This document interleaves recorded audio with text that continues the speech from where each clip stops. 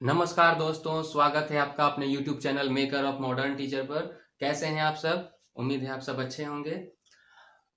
जैसा कि आप सब जानते हैं, झारखंड एकेडमिक काउंसिल द्वारा ली जाने वाली diploma in elementary education DElEd की परीक्षा की रजिस्ट्रेशन फॉर्म भरने की तिथि घोषित कर दी गई है। तो हम आज देखने वाले हैं फाउंडेशन 4 यानी कि शैक्षिक तकनीक एवं मूल्यांकन विषय के एक सबसे महत्वपूर्ण सवाल, शैक्षिक तकनीक के महत्व एवं उपयोगिता बताएं। देखिए, यह सवाल 2014, 2016, 2018 और 2019 में लॉन्ग क्वेश्चन में पूछा गया है। तो जैसा कि हमेशा की तरह पहले हम इसका एक प्रारूप तैयार कर लेंगे। शैक्षिक तकनीक, तो शैक्षिक तकनीक से संबंधित जो जो भी प्रारूप बातें, जो जो भी महत्वपूर्ण बातें हो सकती हैं, उसे हम प्रारूप में लिख लेंगे। जैसे मैंने यहाँ लिख दिया है, शैक्षिक तकनीक का परिचय, शैक्षिक तकनीक का संक्षिप्त इतिहास, शैक्षिक तकनीक का अर्थ, शैक्षिक तकनीक की परिभाषा, उसके उद्देश्य और अंत में उसके महत्व एवं उपयोगिता। इतनी सारी बातों को अब हम बारी बारी से डिस्कस करते हैं। तो चलिए अब हम आगे देखते हैं। तो फ्रेंड्स, अब हम देखते हैं शैक्षिक तकनीक के परिचय को। तो देखिए, जैसा कि आप बोर्ड पर देख पा रहे हैं, शैक्षिक तकनीक दो शब्दों यानी कि एजुकेशन और टेक्नोलॉजी से मिलकर के बना है। तो इसका मतलब ही हुआ कि एजुकेशनल फील्ड यानी कि शिक्षा के क्षेत्र में तकनीक यानी टेक्नोलॉजी का प्रयोग करना। हम जानते हैं कि वर्तमान का जो युग है, ये तकनीक का युग है और यहाँ कोई भी ऐसा क्षेत्र नहीं है जो हमें अपनी कुशलता साबित करने के लिए या कार्य को प्रभावी बनाने के लिए वहां पर तकनीक का प्रयोग ना करना पड़े। आप देख रहे हैं कि लॉकडाउन में जो पढ़ाई चल पाई, शुरू रह पाई, या हम बहुत सारे कामों को, जॉब को कर सके, तो वो सब मात्र ऑनलाइन प्लेटफॉर्म होने की वजह से। तो हम देखते हैं कि तकनीक का कितना बड़ा योगदान है। सर्वप्रथम एजुकेशनल टेक्नोलॉजी जो यह शब्द है, इसका प्रयोग इंग्लैंड में ब्रिनमोर जोन्स नामक शिक्षाविद ने 1967 ईस्वी में किया था। बाद में यह और भी कई सारी संस्थाओं के द्वारा इसको व्याख्या की गई, जिसमें इंग्लैंड की एक संस्था एनसीईटी का नाम प्रमुख है। अब हम बाद में यह देखते हैं कि वर्तमान में भारत में आज यह विषय के रूप में, प्रमुख विषय के रूप में शैक्षिक तकनीक डीएलएड, बीएड व एमए में एक महत्वपूर्ण विषय के रूप में पढ़ाया जा रहा है।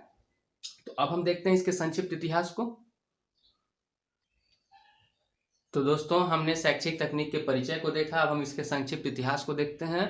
तो जैसा कि मैंने प्रमुख बातों को जो बोर्ड पर लिख दिया है कि 1926 ईस्वी में पहली बार अमेरिका के ओहियो नामक जगह पर एक विश्वविद्यालय था। वहां पर सिडनी प्रेस नामक एक व्यक्ति थे। सिडनी प्रेस जो है ना, यह एक व्यक्ति का नाम है। सिडनी प्रेस ने जो है ना, शिक्षण मशीन का प्रयोग किया था और उसके बाद बहुत सारे लोग और भी आए, जिसमें लाम्सडेन का नाम आता है, ग्लेजर का नाम आता है। इन लोगों ने भी बहुत सारे मशीन का प्रयोग किया था, तरह तरह के पंच कार्ड वगैरह बनाए, पुस्तक बनाए, बोर्ड बनाए। 1930-40 ईस्वी में भी बहुत इसका प्रयोग किया गया। 1950 तक कहा जाता है कि शिक्षा में तकनीक का प्रयोग पूरी तरह सफल नहीं हो पाया था। लेकिन अगर पूछा जाए कि शिक्षा में तकनीक को सर्वप्रथम लाने वाले व्यक्ति कौन थे, तो देखिए, बीएफ स्किनर।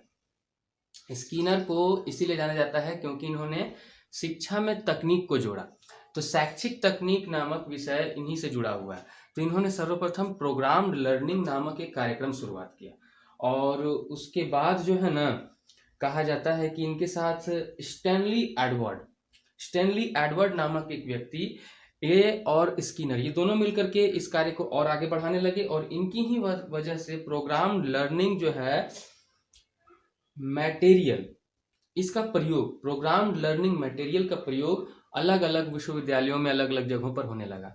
आज वर्तमान में हम अगर कहें तो भारत में राष्ट्रीय शैक्षिक अनुसंधान प्रशिक्षण परिषद नामक जो संस्था है, national council of educational research and training, NCERT, इसके अधीन शैक्षिक तकनीक नामक केंद्र है।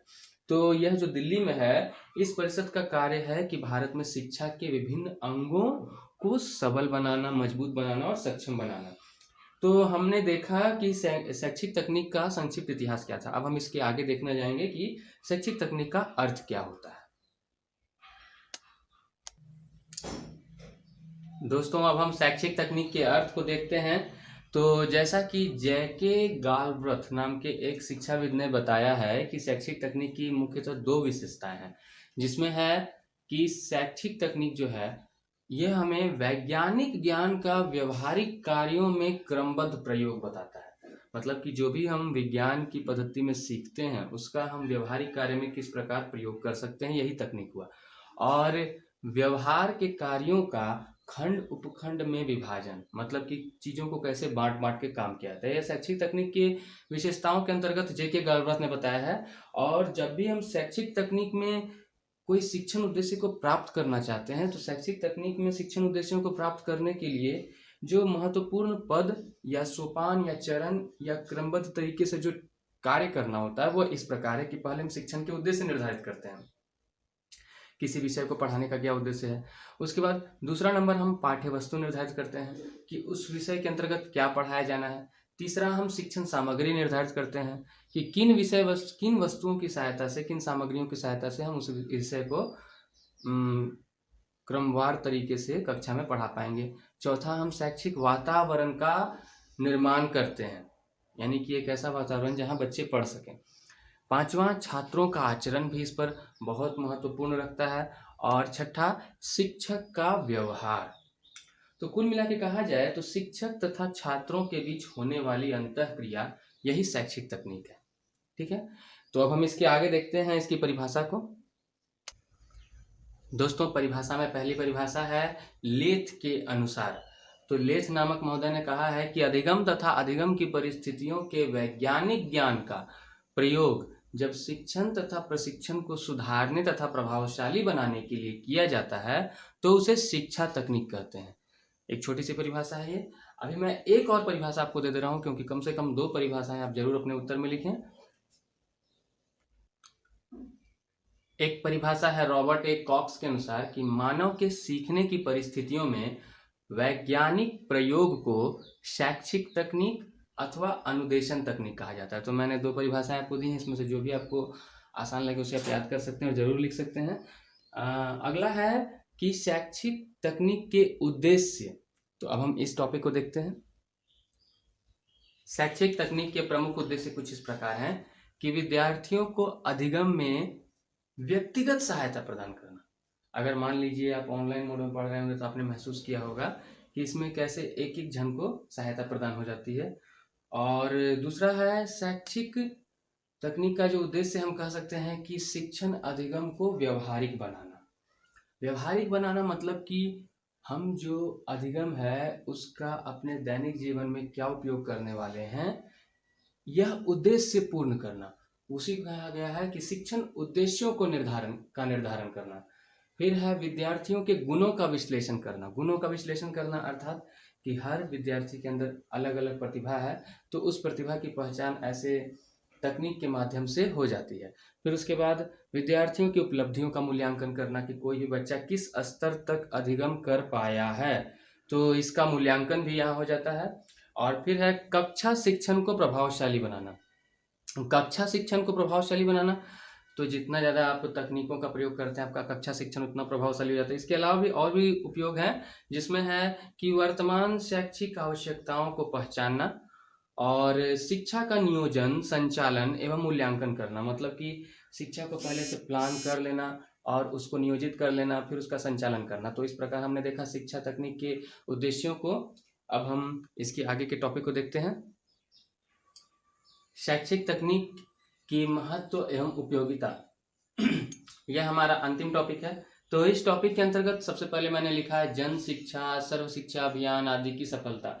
जैसा कि हम जानते हैं कि शैक्षिक तकनीक के माध्यम से जन साधारण के लिए जो दी जाने वाली शिक्षा है, अनिवार्य शिक्षा है, निःशुल्क शिक्षा है, प्राथमिक शिक्षा का प्रावधान है, प्रौढ़ शिक्षा का प्रावधान है, अनवरत शिक्षा, कई सारे कार्यक्रम जो सरकार द्वारा चलाए जा रहे हैं, इनकी सफलता हासिल की जा सकती है।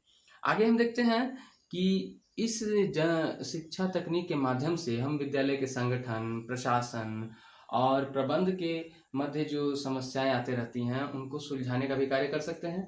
और राष्ट्रीय स्तर पर, राज्य स्तर पर, यानी कि संपूर्ण स्तर पर हम देख सकें तो साक्षरता दर में भी वृद्धि आती है। आगे है कि शिक्षण अधिगम को सरल व प्रभावशाली, लचीला बनाने में हमको ये मददगार होती है और पाठ्यक्रम के निर्माण में भी सहायक होती है। रेडियो, टेलीविजन और कंप्यूटर, प्रोजेक्टर आदि का जो प्रयोग किया जाता है, इससे जन शिक्षा और प्रभावशाली हो जाती है। फिर यह भी है कि शिक्षक शिक्षिका का जो दृष्टिकोण होता है वह मनोवैज्ञानिक, वैज्ञानिक और वस्तुनिष्ठ हो जाता है, यानी कि चीज़ों के प्रति उनके जो विचार होते हैं वो स्पष्ट रूप से प्रकट हो जाते हैं। अब यहाँ पर देखा गया है, अंतिम मैंने लिख दिया है शिक्षण उद्देश्यों की प्राप्ति। तो शिक्षण उद्देश्यों की प्राप्ति भी इसके माध्यम से हो जाती है। नवीन शिक्षण प्रतिमान यानी कि जो मॉडल, चार्ट वगैरह प्रस्तुत किए जाते हैं, और ये शिक्षण उपकरण जो आजकल आए हुए हैं इनका प्रयोग से और इस विधि का प्रयोग करने से शिक्षण को और प्रभावशाली बनाया जाता है, और इससे शिक्षक प्रशिक्षण भी कारगर होता है। यानी कि जो टीचर ट्रेनिंग है जिसमें हम सूक्ष्म शिक्षण, सिमुलेटेड शिक्षण, अनुकरणीय शिक्षण आदि के माध्यम से प्रशिक्षण को प्रभावशाली बनाते हैं। तो इस प्रकार हमने देखा शैक्षिक तकनीक का महत्व, उपयोगिता। आई होप दोस्तों आपको समझ में आया होगा। इसका पीडीएफ मैं आपको नीचे दिए गए डिस्क्रिप्शन बॉक्स में उपलब्ध करा दूंगा। आप सब अपनी तैयारी जमकर करते रहें। धन्यवाद।